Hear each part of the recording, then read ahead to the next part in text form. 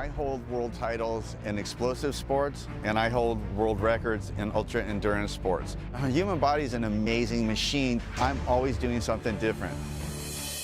We're all made up of billions of cells. I've always been a proponent of hydrating myself at the cellular level, feeding myself at the cellular level, and nutrition at the cellular level. As a professional athlete, fruits and vegetables are critical. Whether you're an athlete at my level or you're just going through your day-to-day life, we all need nutrition. When I started researching into balance of nature and how they formulate the product and why, I really resonated with that. And when I started Balance of Nature about a month into it, I was popping a wheelie. I'm not letting age define who I am. Start now by going to balanceofnature.com and don't forget to use discount code NEWSMAX.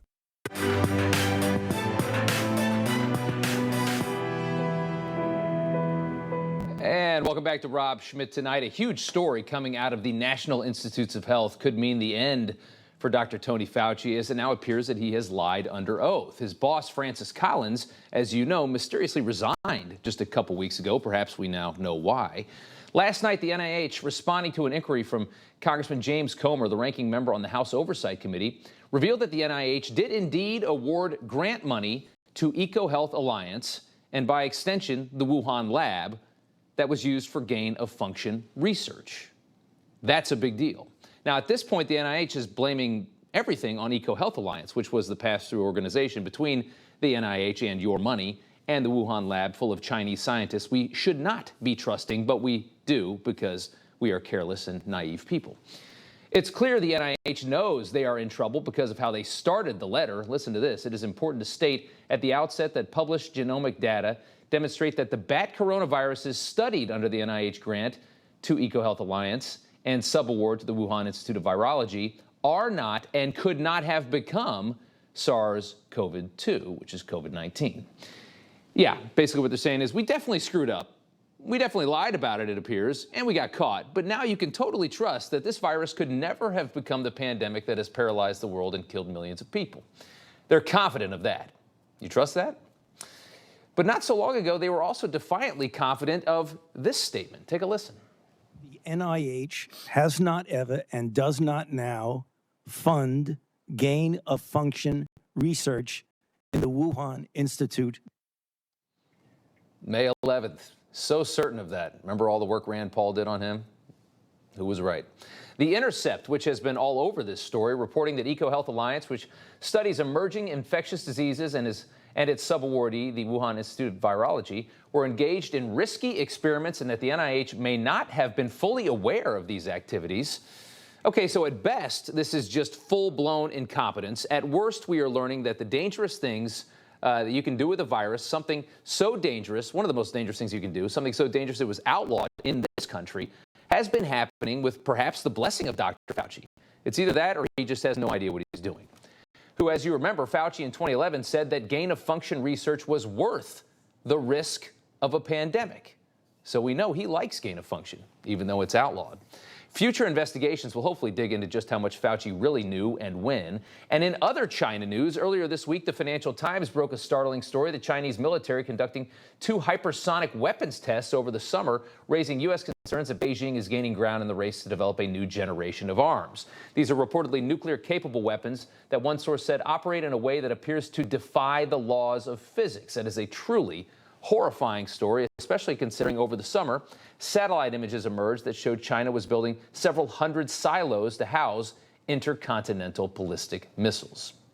Joining me now to talk about both of these important stories is Senator Lindsey Graham of South Carolina. And, sir, thank you so much for coming on. Good to see you. Thank you. Thank you. Let's start with the NIH gain-of-function story. It's a really big deal. Do you think this maybe is why Collins resigned? You know, I don't know. It's a good question. But how do you know that the research couldn't have led us to COVID-19 if you don't know what the research was? So you can't have it both ways. You can't say, well, if they did something I didn't know about it, but I do know it couldn't have caused COVID-19, makes no sense. So you're on the right track. Where did the grant money go? Did this ecosystem actually engage with the Wuhan lab to do gain of function that NIH didn't know about? If that's true, that's a problem.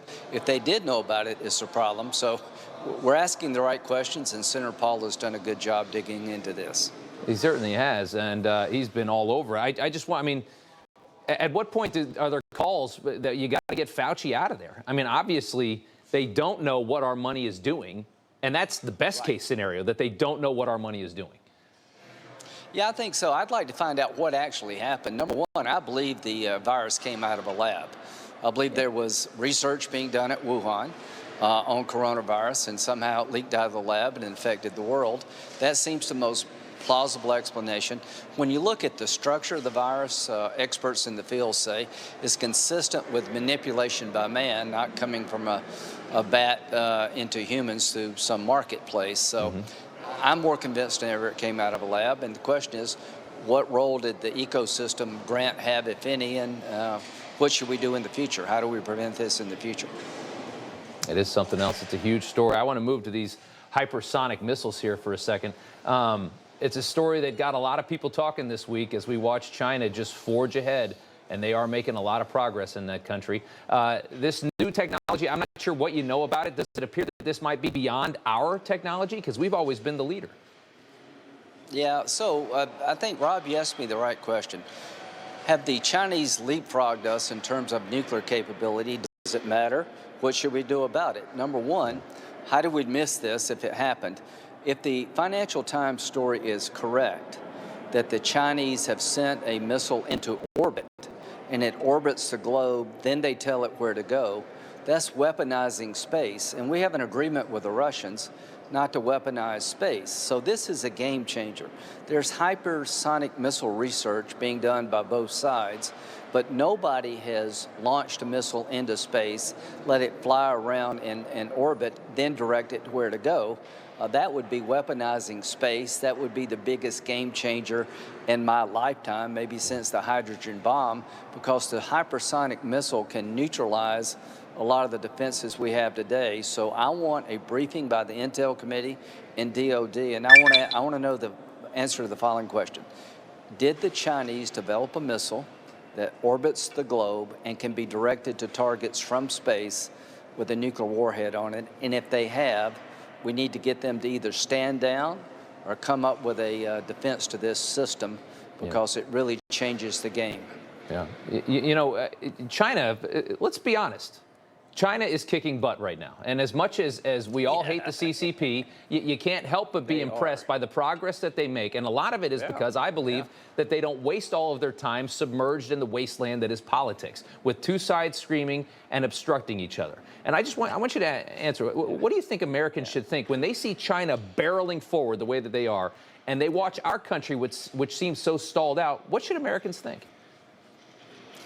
Think about freedom being lost. Because if the Chinese can develop a nuclear capability that trumps things that we have today, they have leverage against us when it comes to Taiwan. If you believe in freedom, well then China, the Communist Party of China, is your biggest enemy.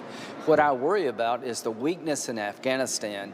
This obsession to give Iran a nuclear weapon by the Biden administration has emboldened the Chinese to take it to the next level. I don't think they would have done this with Trump, but I can't stress this enough. If these stories are true about a missile orbiting the globe can be directed from space, we've lost ground to the Chinese, and you don't want to lose ground to the Chinese Communist Party, because freedom itself is at stake in Taiwan and Hong Kong, and the Chinese will get away with as much as they can, as long as they can, and this is why I miss Trump the most.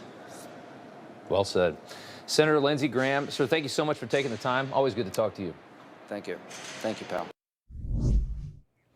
All right, on the topic of the NIH story, tomorrow we're going to be speaking with Congressman James Comer of Kentucky and digging into exactly what kind of research was happening in that Wuhan lab that your money was going to. These scientists were using your money to toy with a virus that, get this, kills 1 in 3 people it infects. That's what they were tinkering with that we know of right now. We don't know what else, but we know that for sure. And that's just what's been admitted to. This is insanely dangerous stuff. We're going to dig more into it tomorrow. Congressman James Comer, the man who received this bombshell admission from the NIH, joins us tomorrow night. And coming up tonight, one man in Washington holds all the power to passing the Biden agenda, and it's certainly not Joe Biden himself. As Democrats struggle to reach an agreement on Biden's ambitious social agenda, Senator Manchin is getting reamed by his own party for not falling in line with a radical plan.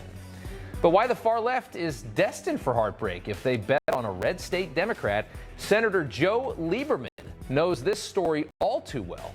He discusses what Manchin is going through coming up next.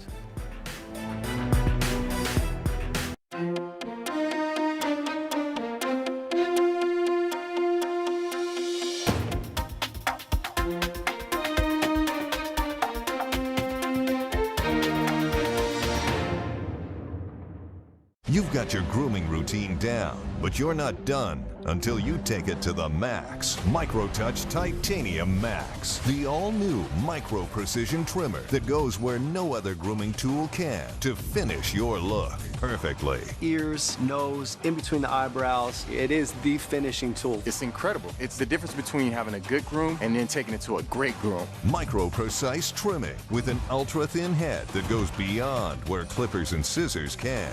Close as a blade, yet safe to the touch. Now, with micro-oscillating German stainless steel blades, bonded with titanium that finishes your groom like nothing else can.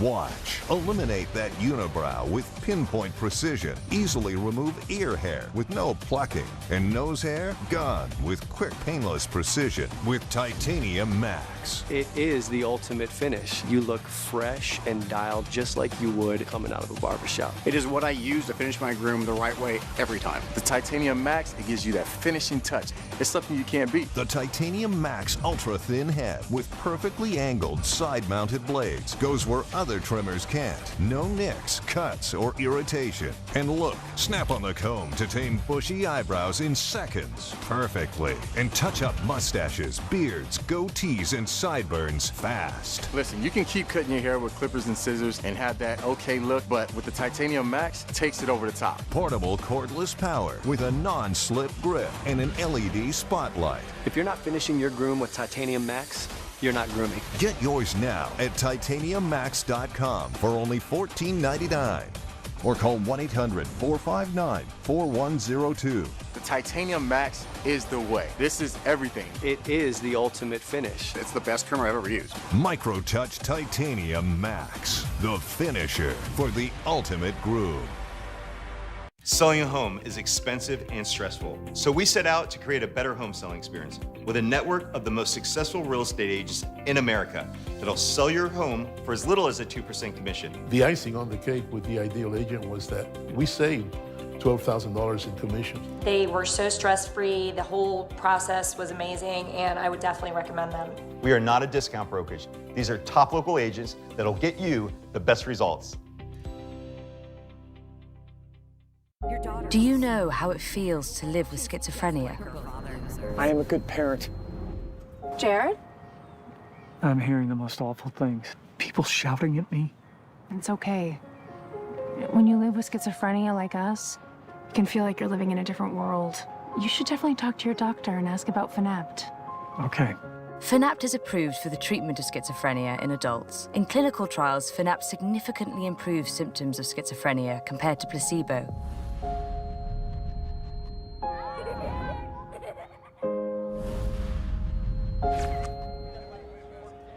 Cynthia, are you okay? I feel like everyone's out to get me. Fanapt may change your heart rhythm, which could elevate risk of sudden death. Your doctor will consider this when deciding among treatments, and may prescribe another medication first, or may instruct you to take a smaller dosage of Fanapt. Remember, you're not alone.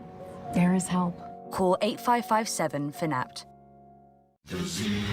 Wendell lives in a bounce house, but he doesn't want to bounce around the internet to save on car insurance. So he uses the Zebra to compare the top companies. Save an average of $440 on car insurance. Compare and save at thezebra.com.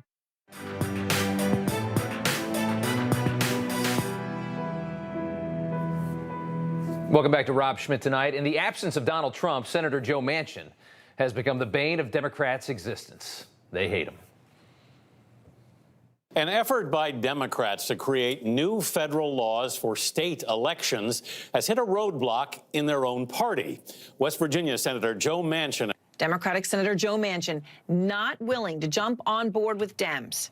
And tonight, Manchin is the one with the power, holding Biden's agenda in his hands. The entire fate of this infrastructure bill rests in the meaty hands of Joe Manchin.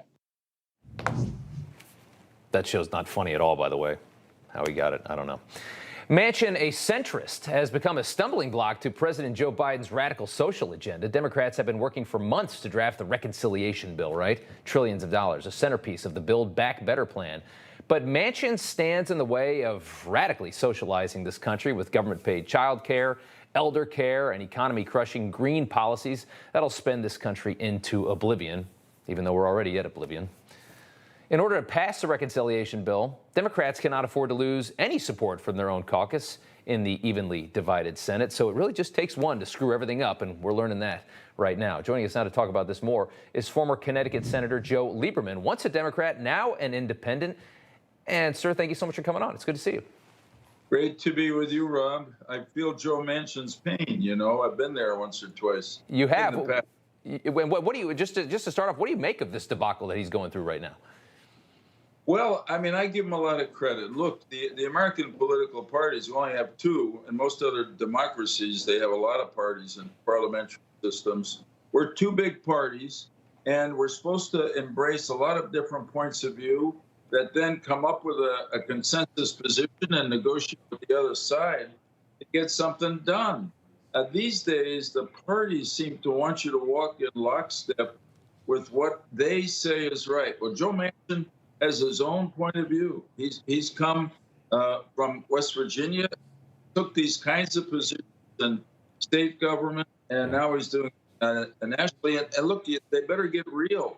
They need every Democratic vote in the Senate, and that means that they've got to make him comfortable with the bill. Yeah, you have a history, like you said, you've got a history of breaking from the Democrat Party when you were a Democrat to do what you felt was right in that moment. In 1998, you chastised President Bill Clinton in a speech on the Senate floor for engaging in the affair with Monica Lewinsky. Following 9/11, you supported President George W. Bush's plans to create the Department of Homeland Security, also a staunch supporter of the Iraq War. In 2008, you endorsed the late Senator John McCain over President Barack Obama, who would win that election. So you get hit when you do these types of things. Obviously, the people that thought they could trust you, they come after you. What's it like to be the outsider in your own party?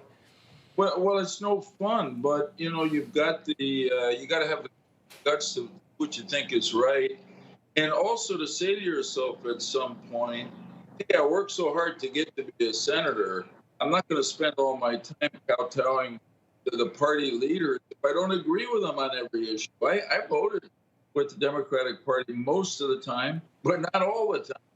And it was tough for a while. But, you know, at the end, I look back on the situations I described in this book, and I say I was able to work with people in the other party with different ideologies to get some good things done for our country. And that ultimately is the greatest reward. You know, you ended up